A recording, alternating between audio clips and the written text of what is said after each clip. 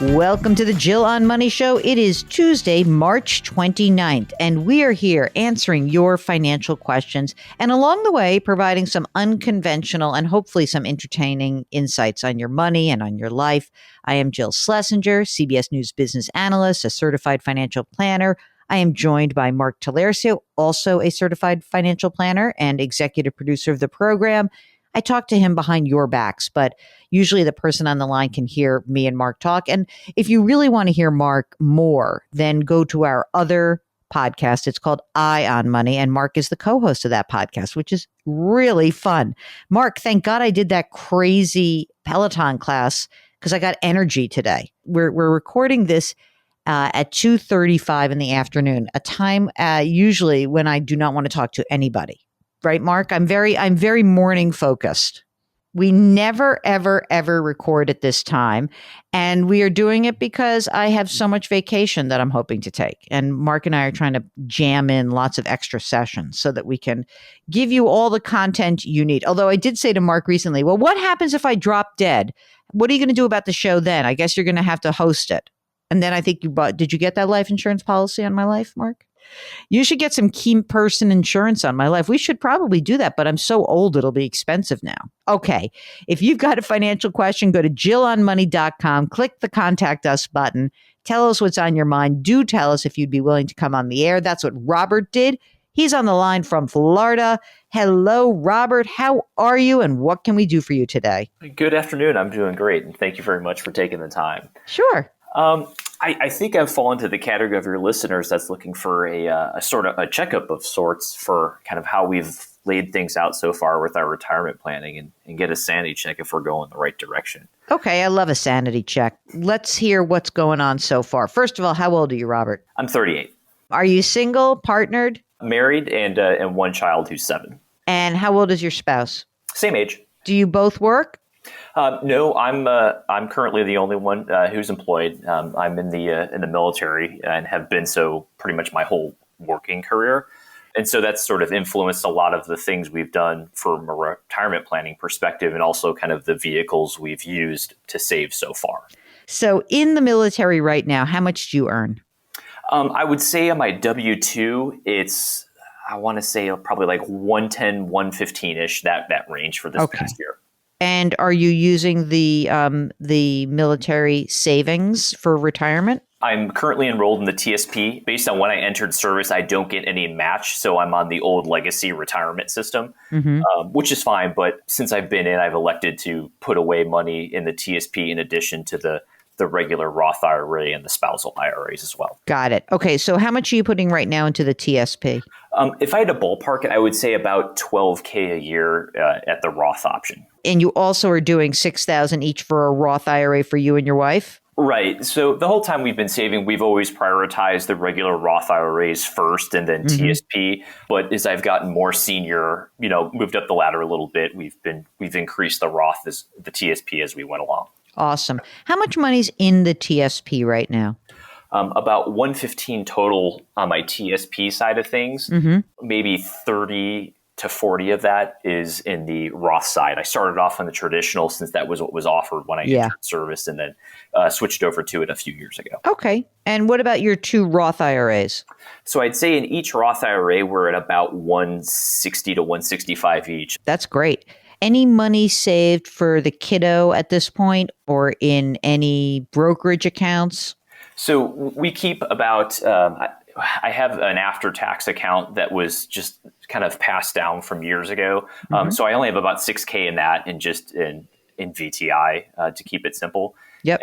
And then we have a UTMA for my son with about $6 as well that we put the gift money and things like that into. Great. How long have you been in the military? I'm coming up on 16 years. You think this is it? You're going to hang in there and kind of live your career in the military? I'm just going to try to get the pension number. I definitely plan to stay in excess of 20 years. And if I had to ballpark it based on an age, maybe into mid to late 40s or something like that. So anywhere from 20 to 25 total in service, I think is probably a pretty accurate ballpark for when I would like to at least stay around for that long. Even if we said 10 more years, let's say, what would the pension be at that time if you were to leave the military?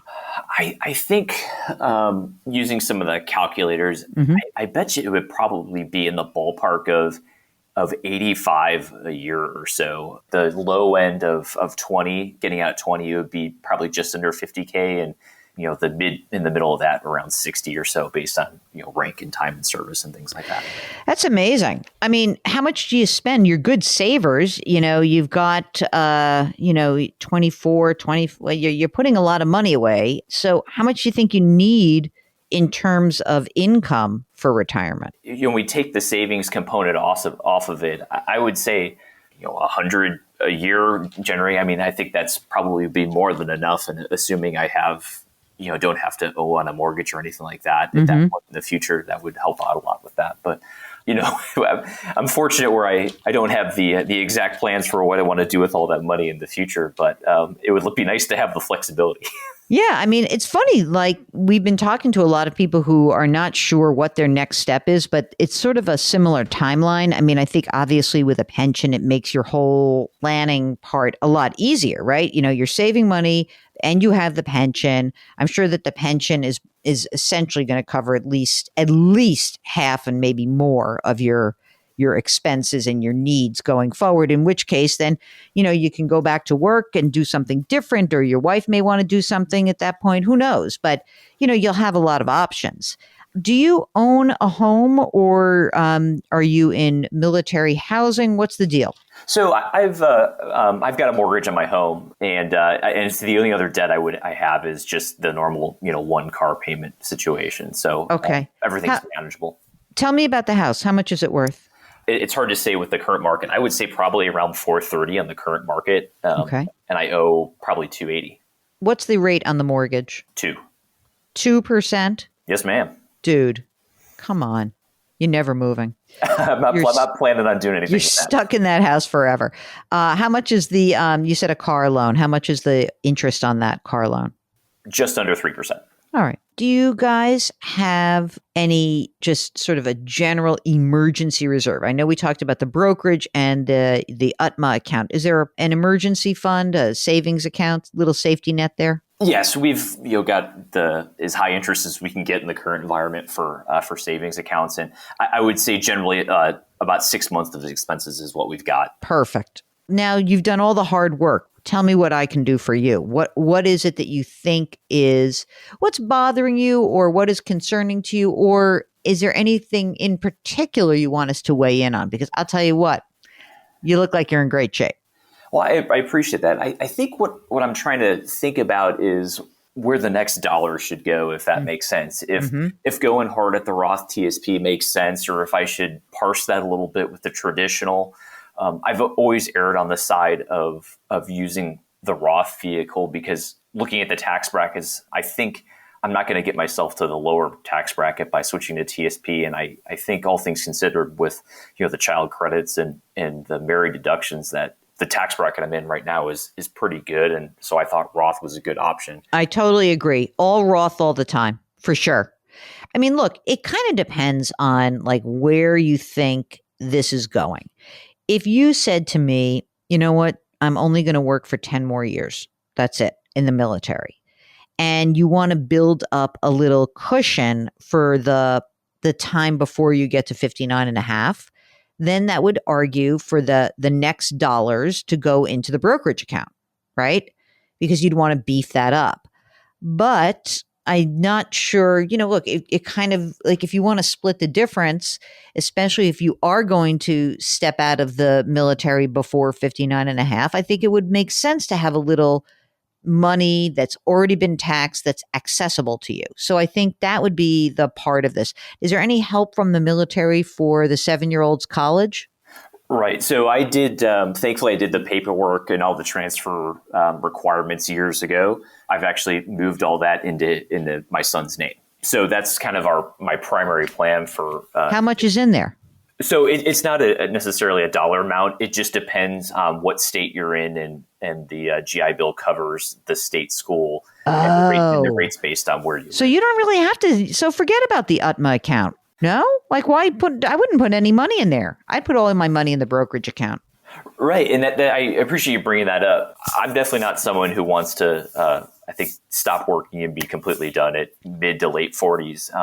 But I think looking at flexibility to be done to mid to late 50s prior to that 59 and a half, that's kind of where I'm not sure where to cover myself or if I should even be worried about saving for that particular window right now and just put it this way. It doesn't harm you to save for that window. I mean, as you noted, you're putting a ton of money away. So how's the cash flow right now with you putting money in your TSP Roth and then putting the two Roth contributions, right? This 24 grand a year. When you're done at the end of every month, is there more money or is it tight?